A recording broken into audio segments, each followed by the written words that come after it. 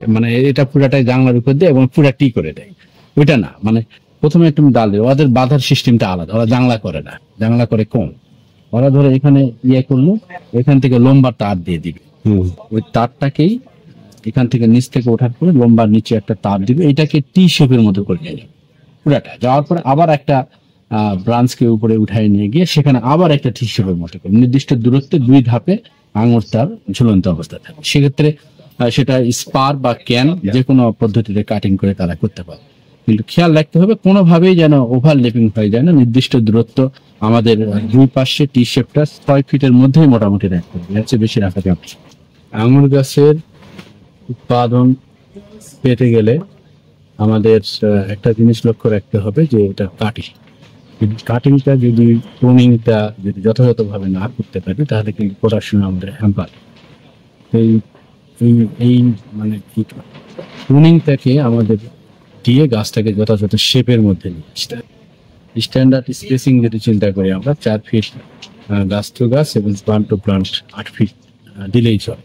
এবং তারপরে গাছটা যখন একটা লেভেলে আসবে মোটামুটি মানে এটার উচ্চতার উপর ডিপেন্ড করছে জানলাটা কতটা উচ্চতায়। তারপরে এটাকে মোটামুটি আমরা উপরে কাট করার পরে এটাকে ওয়াই কাটিং এ আমরা নিয়ে যাবো, নিয়ে যাওয়ার পরে আমরা এটি হলো তারপর মেন যে চালাতে দিব, দেওয়ার পরে সেখানে আবার আমার মোটামুটি 1 ফিটের পরে আবার আমরা সেখানে আরেকটা কাট দেওয়ার পরে সেখানে 2 দিকে আবার 2টা ডাল। এইভাবে আমরা মোটামুটি একটা গাছকে মানে তার নির্দিষ্ট স্পেসিং এর মধ্যেই রাখবো, কোনোভাবে আরেকটা গাছের স্পেসিং যেন ওভারল্যাপিং করে না। এবং এটি নির্দিষ্ট সময় হারভেস্ট করার পরে আবার আমাকে কেটে দিতে হবে। সেটা স্পার বা কেন 2 পদ্ধতিতেই কাটিং করা যায়। তো বাংলাতে করলে সেটা ক্যানটা করাই ভালো হয়। তো সেই পদ্ধতিতে যদি আমরা কাটিং করি সেক্ষেত্রে কিন্তু প্রোডাকশনটা বাড়বে। এবং এটা একটা বিষয়। আরেকটা হলো যে আমাদের সিডলেস যে জাতগুলো এখন অ্যাভেলেবল হয়েছে এই জাতগুলো আমাদের আমরা পরামর্শ দিই এবং করার জন্য। এটি করলে বাজার মূল্য ভালো পাওয়া যায়, এইদিকে খেয়াল রাখা দরকার। আরেকটি বিষয় যে আমরা যে কাটিংটা আমরা যে সময়টা করছি কাটিংটা সময়টাও একটা গুরুত্বপূর্ণ বিষয়। হারভেস্টের পরে আমরা জানি করতে পারি কাটিংটা।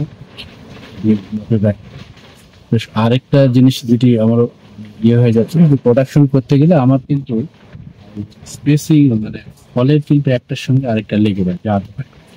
জাতের উপরে কিছু ভ্যারাইটি আছে যেগুলো একটা নিরাপদ ইন্টারনেটের ডিস্টেন্স থাকে, সেগুলোর ক্ষেত্রে আমার হচ্ছে থিনিং এর প্রয়োজন পড়ে না।